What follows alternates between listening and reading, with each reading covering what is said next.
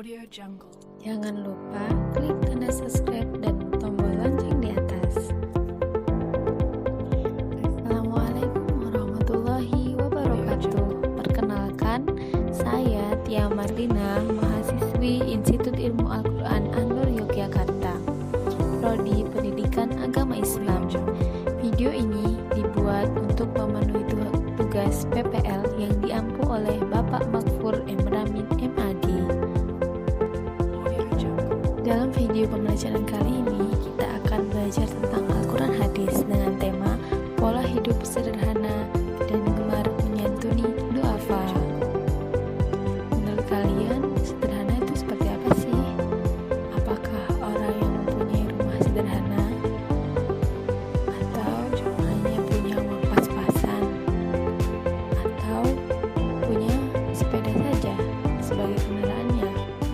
Nah, kalau kalian berpikir bahwa pengertian hidup sederhana adalah seperti itu enggak juga. Nah, kita akan membahas pengertian pola hidup sederhana. Pola hidup sederhana adalah hidup dengan tidak berlebih-lebihan, dengan membahagiakan sesuai dengan kebutuhan tanpa adanya kesombongan, namun penuh dengan kesederhanaan. Kita boleh mengusahakan apa yang kita inginkan, punya rumah bagus, rumah yang banyak, besar, boleh, asalkan kita bisa menyesuaikan dengan porsinya dan bisa menempatkan pada tempatnya. Nah, Isa mengajarkan itu kita untuk hidup sederhana. Sebagaimana kisah terdahulu, yaitu kisah Qarun. Qarun adalah orang yang kaya namun sombong, seperti cerita yang dirangkum dalam Quran surat Al-Qasas ayat 79 sampai 82. Quran surat Al-Qasas ayat 79 yang artinya, maka keluarlah dia, Qarun, pada kaumnya dengan kemegahannya. Orang-orang yang menginginkan kehidupan dunia berkata, mudah-mudahan kita mempunyai harta kekayaan sepertinya. Apa yang telah diberikan kepada Qarun, sesungguhnya dia benar-benar keberuntungan yang besar. Ayat ke-80 yang artinya, tetapi orang-orang yang dianugerahi ilmu berkata, celakalah kamu, ketahuilah pahala Allah lebih baik bagi orang-orang yang beriman dan mengajarkan kebajikan, dan pahala yang besar itu hanya diperoleh oleh orang-orang yang besar. Ayat 81 memiliki arti, maka kami membenamkan dia Qarun bersama rumahnya ke dalam bumi, maka tidak ada baginya satu golongan pun yang akan menolongnya selain Allah, dan dia tidak termasuk orang-orang yang dapat ayat 82, dan orang-orang yang kemarin berangan-angankan kedudukannya Qarun itu berkata, aduhai, benarlah kiranya Allah yang melapangkan rizki bagi siapa yang ia kehendaki di antara hamba-hambanya, dan membatasi bagi siapa yang dia kehendaki di antara hamba-hambanya. Sekiranya Allah tidak melimpahkan karunia-Nya pada kita, tentu Dia telah membenamkan kita pula.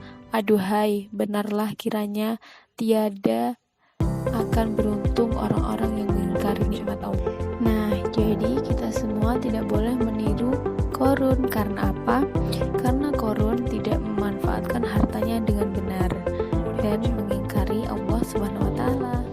Nah, di dalam Quran surat Al-Isra ayat 26 sampai 27, Islam mengajarkan bagaimana mengeluarkan harta kepada yang berhak, artinya, dan berikanlah haknya kepada kerabat dekat, juga kepada orang miskin dan orang yang ada dalam perjalanan, dan janganlah kamu menghambur-hamburkan hartamu secara boros. Sesungguhnya orang-orang yang pemboros itu adalah saudara setan, dan setan itu sangat ingkar kepada Tuhannya. Quran surat Al-Isra ayat 26 sampai 27, yang artinya, dan termasuk hamba-hamba Tuhan yang Maha Pengasih, orang-orang yang apabila menginfakkan harta, mereka tidak berlebihan dan tidak pula kikir di antara keduanya secara wajar. Terdapat hadis yang artinya dari Hakim bin Hizam radhiyallahu anhu, dari Nabi sallallahu alaihi wasallam, beliau sallallahu alaihi wasallam bersabda, tangan yang di atas lebih baik daripada tangan yang di bawah, dan mulailah dari orang yang menjadi tanggunganmu, dan sebaik-baik sedekah adalah yang keluar dari orang yang tidak membutuhkannya. Barang siapa menjaga kehormatan dirinya, maka Allah akan menjaga, dan barang siapa yang merasa cukup, maka Allah akan memberikan kecukupan kepadanya.